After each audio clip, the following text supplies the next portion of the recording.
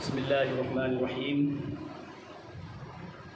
الحمد للہ رب العالمین والصلاة والسلام علی سید المرسلین وعلی آلہ واصحابہ اجمعین اما بعد فاعوذ باللہ من الشیطان الرجیم بسم اللہ الرحمن الرحیم شہر رمضان الذی انزل فیہ القرآن ھدی للناس وبینات من الھدی والفرقان او کما قال علیہ الصلاۃ والسلام قال النبی صلی اللہ علیہ وسلم الصوم لی انا اجزی۔ محترم بزرگان دین، جیسے کہ آپ حضرات جانتے ہیں کہ انشاءاللہ ہم فرمان ٹی وی کے ذریعے روزہ، زکوٰۃ، اعتکاف اور اسی طریقے کے استوار انشاءاللہ ہم نشر کریں گے۔ آپ سبھی حضرات سے گزارش ہے کہ ہمارا بیان کرنا آپ کے لیے باعث شرف ہے۔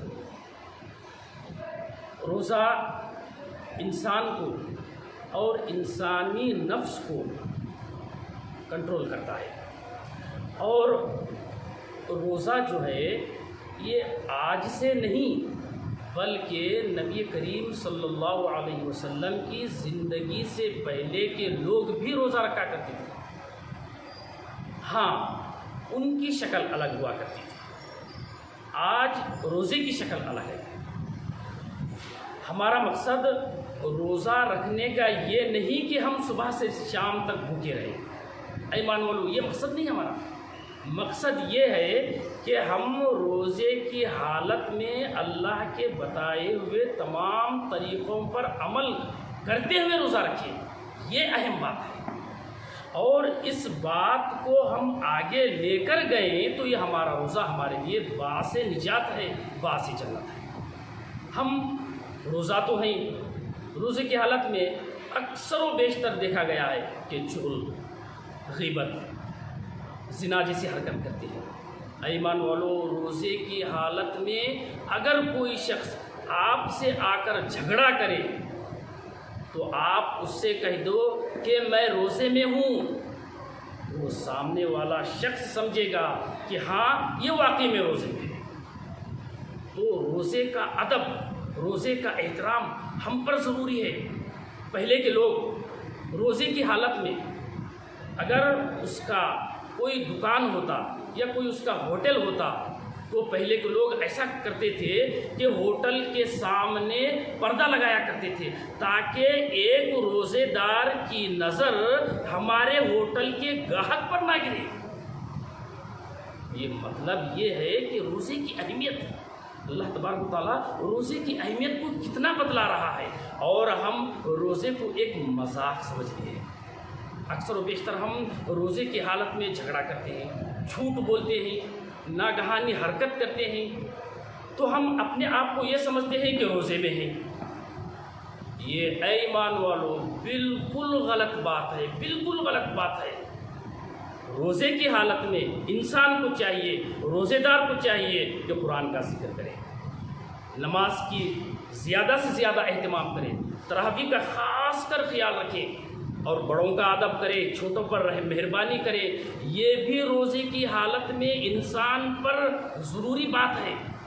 اگر ہم روزے کی حالت ہے گالی گلوچ کر رہے ہیں اور نہ جانے غیر ضروری حرکت کر رہے ہیں تو یقین جانو روزہ ہماری ان حرکتوں سے دل ملاتا ہے۔ کل قیامت کے روز روزہ اللہ تبارک و تعالیٰ کی بارگاہ میں عرض کرے گا، اے الہ العالمین، یہ شخص جو روزہ تھا صرف دکھاوا تھا۔ اے اللہ، یہ شخص جو روزہ تھا روزے کی حالت میں جھوٹ بولتا تھا۔ اے اللہ، یہ شخص روزے کی آڑ میں کبھی کبھی پانی پیا کرتا تھا۔ اے اللہ، یہ شخص روزے کی حالت میں تجارت میں غیر ضروری چیز کو بیان کیا کرتا تھا۔ اے اللہ، یہ شخص تیرے روزے کی دھجیاں اڑایا۔ تو اللہ تبارک تعالیٰ عرض کرتا ہے کہ اے بے وقوف انسان، میں نے تجھے عقل سلیم سے نوازا تھا، کیا تو نے اس پر غور کیا؟ میں نے تجھے اچھی عقل سے نوازا تھا، کیا تو اچھی عقل کو استعمال نہیں کیا؟ کیا تو نے کبھی پڑھا نہیں، کسی سے سنا نہیں؟ پڑھا تو عمل کیوں نہیں کیا، سنا تو عمل کیوں نہیں کیا؟ تو اللہ تبارک و تعالیٰ کا بہت زبردست اس پر امتحان ہوگا۔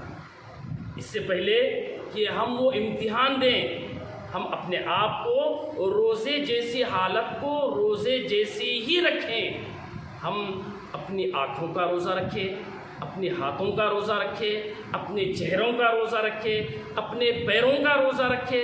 پیروں کا روزہ کیا؟ پیروں کا روزہ ہے اگر آپ کا ارادہ چوری کرنا ہے، اسی پیر سے آپ چوری کرنے کے لیے جائیں گے بحالت روزہ، یہ آپ کے لیے جائز نہیں ہوگا، آپ کے لیے حرام ہوگا۔ یہ چیز پیروں سے آ گئی۔ اگر آپ غلط سوچ رہے ہیں تو دماغ پر اس کا اثر غلط گرے گا بحالت روزے میں۔ اس لیے روزہ رکھنا کمال نہیں ہے، روزے کی حالت میں روزے کی تمام چیزوں پر عمل کرتے ہوئے روزے کی روح کو جان بخشنا چاہیے، اس کو روزہ کہتے ہیں۔ ہم روزے کی حالت میں جھوٹ بولنے سے پرہیز کریں، اور اکثر یہ دیکھا گیا ہے کہ تھوڑی سی بات ہو گئی ہم جھوٹ کہنا شروع کر دیتے ہیں۔ ایمان والو، بہت بڑی غلط بات ہے۔ ہم حتی الامکان یہ کوشش کریں کہ روزے کی حالت میں زیادہ سے زیادہ نماز اور قرآن کا اہتمام کریں۔ نماز کے تعلق سے بھی اللہ تبارک و تعالیٰ نے ارشاد فرمایا، روزے کے تعلق سے بھی ارشاد فرمایا، اور خاص کر روزے کے تعلق سے یہ ارشاد فرماتا ہے اور نماز کے تعلق سے یہ ارشاد فرماتا ہے، اگر کوئی شخص نفل نماز پڑھا اس کو میں سنت کا ثواب دوں گا۔ یہ رمضان المبارک کے ایام کے وقت کی بات ہے۔ اگر کوئی شخص رمضان المبارک میں 2 سنت پڑھا، اس نے 2 فرض ادا کیا۔ اگر کوئی شخص فرض ادا کیا گویا اس نے 70 فرض کو ادا کیا۔ بتائیے یہ رمضان المبارک کا مہینہ کتنا بڑا مبارک مہینہ ہے۔ اللہ تبارک و تعالیٰ یہ ماہ مبارک میں ہم کو، رمضان المبارک میں ہم کو جو ہے سحر کا موقع دیا ہے، افطار کا موقع دیا ہے، اعتکاف کا موقع دیا ہے، تراویح کا موقع دیا ہے، زکوٰۃ کا موقع دیا ہے، خیرات کا موقع دیا ہے۔ تو ہم تمام کو چاہیے کہ ان تمام کو ہم اپنی دامن میں سمیٹیں، زکوٰۃ کے ذریعے ثواب کمائیں، نماز کے ذریعے ثواب کمائیں، اعتکاف کے ذریعے ثواب کمائیں، اور سنتوں کے ذریعے ثواب کمائیں، تراویح کے ذریعے ثواب کمائیں، روزے کے ذریعے ثواب کمائیں۔ یہ ہمارے لیے بہتر ہے۔ اگر ہم ایسا نہ کریں تو یہ مبارک مہینہ صرف فل ان دا بلینکس ہو کر رہ جائے گا۔ اس سے بہتر ہے کہ ہم اپنے وقت کو سمجھیں، اپنی حالت کو سمجھیں، اور روزے کی حالت میں روزے جیسا ہی کام کریں۔ تو اے ایمان والو، ہمارے لیے یہ بہت زیادہ بہتر کی بات ہے۔ میں اللہ تبارک و تعالیٰ سے دعا کرتا ہوں، اللہ تبارک و تعالیٰ مجھے آپ کو کہنے سننے سے زیادہ نیک عمل کرنے کی توفیق عطا فرمائے۔ آمین۔ وآخر دعوانا الحمدللہ رب العالمین۔